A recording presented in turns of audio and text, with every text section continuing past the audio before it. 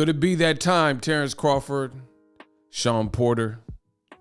Some people are optimistic the fight can happen. I want to give you guys the updates and some thoughts. What up, Fight World? It's your boy Ego, and I'm back with some more boxing. Make sure you smash the like button. Now let's jump right into the mix. Terence Crawford, Shawn Porter. A lot of speculation, a whole lot of talking. Will the fight happen? That's what we want to know. Now, you guys have to keep in mind this fight was ordered previously. This was a couple of months ago. At the end of the day, we are still in waiting, and I hope for the sake of boxing that this fight does manifest and unfold. So I tweeted this yesterday. You guys see it on the screen. And it says, if Terence Crawford versus Shawn Porter gets done, it will be a much needed breath of fresh air that boxing desperately needs. Now, one of the main reasons why I said this is there's been a lot of disappointments recently. You know, Errol Spence, his eye injured. You know, I wish him a speedy recovery. But a lot of people are looking for the Pacquiao fight, even though Ugas came through and beat Pacquiao, and that was still a fun fight. People wanted to see the fight with Errol Spence. So that happened. Then we had some fights that failed to manifest. Other had like delays, like Teofimo Lopez, increased delays. Wilder versus Fury because Tyson Fury playing games, delays. A fight that was supposed to happen in September got delayed, postponed, and that was Brandon Figueroa versus Cool Boy Stephen Fulton. Oscar De La Hoya, they said he got the Rona. So it's just been one thing after another. Namely, last night we seen Evander Holyfield. He's almost 60 years old, pushing 60, and it was just sad to see. It was a sad sight to see. I talked about it, but you guys can check some of those videos. So I posted this. I said, if Terence Crawford versus Shawn Porter, if it gets done, it will be a much needed breath of fresh air that boxing desperately needs lately. And I hope and pray that we can close the year strong and much stronger than what we started, because at the moment, boxing could definitely use some of these big fights. Now, you see right here, ESPN, I covered this. They had made the Shawn Porter fight. They ordered it, and it looks like July. So I made videos about it. We're still waiting. Bob Arum has done recent interviews, and at the point, we don't know if this fight will happen, but Bob Arum seems to be optimistic. There's a lot of questions that I personally have regarding this fight. Listen, I love the fight. If they can do the fight and get this fight done, let's get it. Let's get it cracking. I can't wait.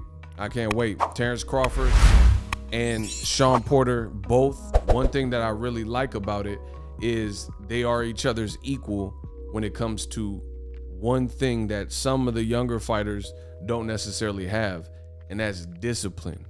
The fact that Shawn Porter is disciplined. He's not out here drinking and smoking and running wild. He's a family man. You see him, he's doing a podcast, and he's also doing commentary for Triller and NBC and Ring City and stuff like that. So you know Shawn Porter for what he's supposed to be known for, being a boxer, and he's disciplined. Great news is that so is Terence Crawford. Terence Crawford is a disciplined fighter. Both of these guys, you can count on them to be in shape. And, you know, I've never really seen Shawn Porter with a beer belly or Terence Crawford with a beer belly. So I hope the fight gets done. I really hope, for the sake of boxing, because boxing could use this type of breath of fresh air in a fight like this. Again, two disciplined fighters, and if they fight each other, I think it'll be big.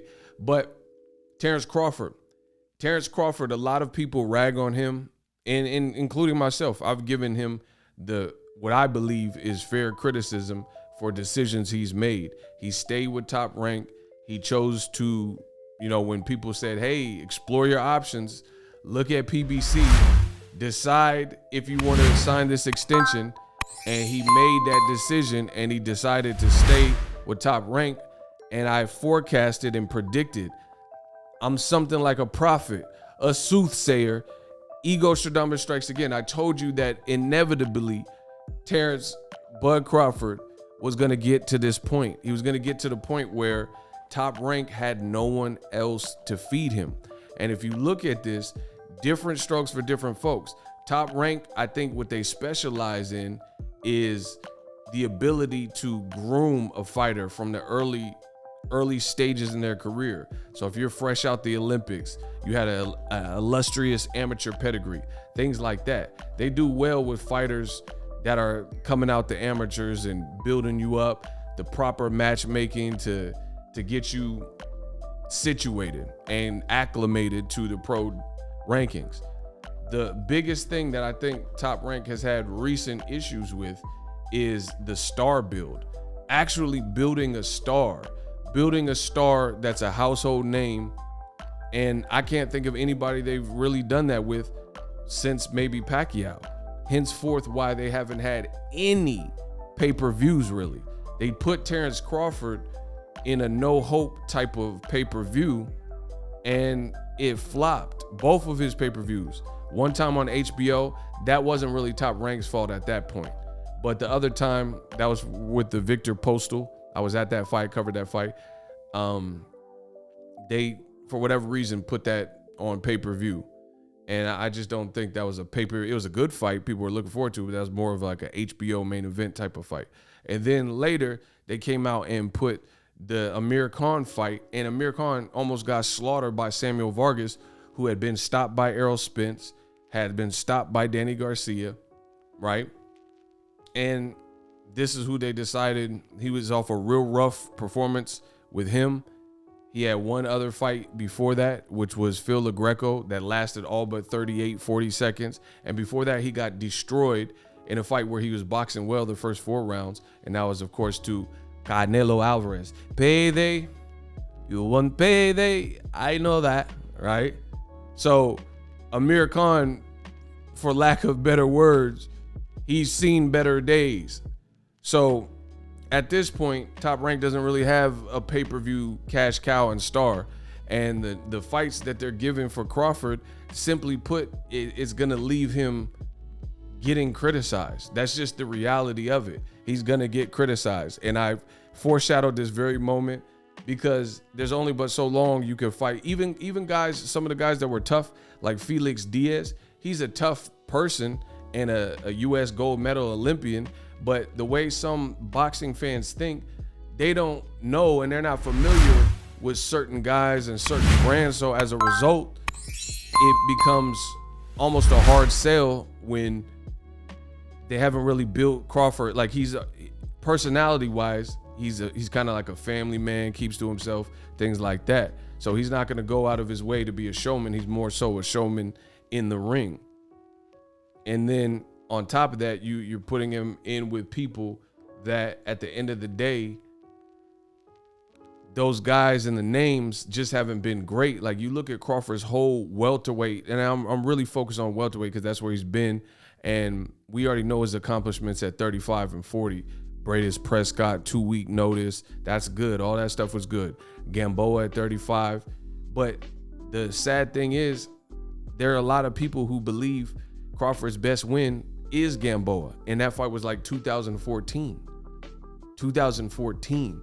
Or some would even say it was the Victor Postal fight. But that fight was like 2 years later, 2016 roughly. This is just me off the top of my head, so forgive me if I give one of the dates and it's not fully accurate. I mean, I could pull it up if that's what the fans want. I could pull it up. But the point I'm making is very simple. Crawford has been like on the fast track for years, and he hasn't had the names. He hasn't had the names that'll really boost and bolster him. So I think a Shawn Porter name will finally be the name that everybody in the game respects Shawn Porter. As I mentioned earlier in this particular video, Shawn Porter is a dog. He showed you that in many fights. Errol Spence. I think Shawn Porter's win over Ugas has now aged perfectly because Ugas was capable of beating Pacquiao like he just did in his last fight on late notice. So even though I thought Ugas won the Shawn Porter fight close, Shawn Porter still made it close, and the judges thought Shawn Porter won. So all in all, Shawn Porter is formidable. He's sturdy and very durable, titanium chin. He showed you that in the Keith Thurman fight. He showed you that in the Ugas fight. He showed you with Danny Garcia, who has a lot of power, right? And Errol Spence, and even Broner. Those guys dropped him, Errol Spence and Broner. He got back up. So Shawn Porter, I think Crawford needs this type of name more than Shawn Porter does, because Shawn Porter has a great resume. So I really hope they get this fight done. And like I said, just for the sanity of boxing, I hope this fight gets done, because it is a good fight. Shawn Porter and Kenny Porter have been very vocal, and they said they want the fight. And I think it'll be a fun action fight. And then it gives a hell of an opportunity for Shawn Porter, who's been through the ringer with all the tough guys, except for Crawford. He fought the Keith Thurmans. He fought Kell Brook when he was undefeated. He fought Danny. He fought Errol. You know, he fought Ugas, who now just became a champion, right? The only remaining name is Terence Crawford. So it's a way to try to get his hands on the belt. And it's only, like, really the only top 5 rated kind of guy that he hasn't already fought. So good fight, beast of a fight. Hopefully Bob Arum is onto something and they get this done. I don't know all the particulars, and I don't want to too much speculate, because I don't know what Crawford's whole situation is. He's been pretty quiet, and his contract's supposed to be ending October. I don't know what that means. I don't know if it'd be a top rank, if it'd be a PBC featuring top rank, if they're going to purse bid, if PBC wants to sign Crawford. I don't know those details as of recording this video. So for me, I just got my fingers crossed that the fight itself can happen, because I think the fight is what people want to see, and I want to see it. And it's the type of fight you have to give either guy credit. So both guys disciplined, both guys show their warrior grit and show that they're in shape and, you know, just ready for the work, ready for the smoke. I seen the recent video of Terence Crawford, and he was in shape. I think this is it. Look, so he looks like he's filling out as a welterweight. So I really hope they make this fight. That's all I got to say. I'm not going to really speculate too much more. I don't know beyond what I'm saying in this video and what I've said. Hopefully the fight happens. I think the boxing game needs big fights, especially with that Evander Holyfield garbage and things like that. So we'll see what we get. Make sure you guys subscribe. I'm the best in the business. I give you guys all boxing opinions, different things like that. The latest and greatest. Drop your thoughts in the comment section. As always, hate, comment, and subscribe. Till next video is Ego signing off. Are you tired of your YouTube videos not getting any views? Well, consider TUBEBUDDY. I've used TUBEBUDDY for years to scale up my YouTube channel. Now we're sitting over 200,000 subscribers. TUBEBUDDY is a browser extension that offers a ton of built-in productivity and time-saving services to take your channel to the next level. Use my link in the description to get started with TUBEBUDDY and level up your channel faster.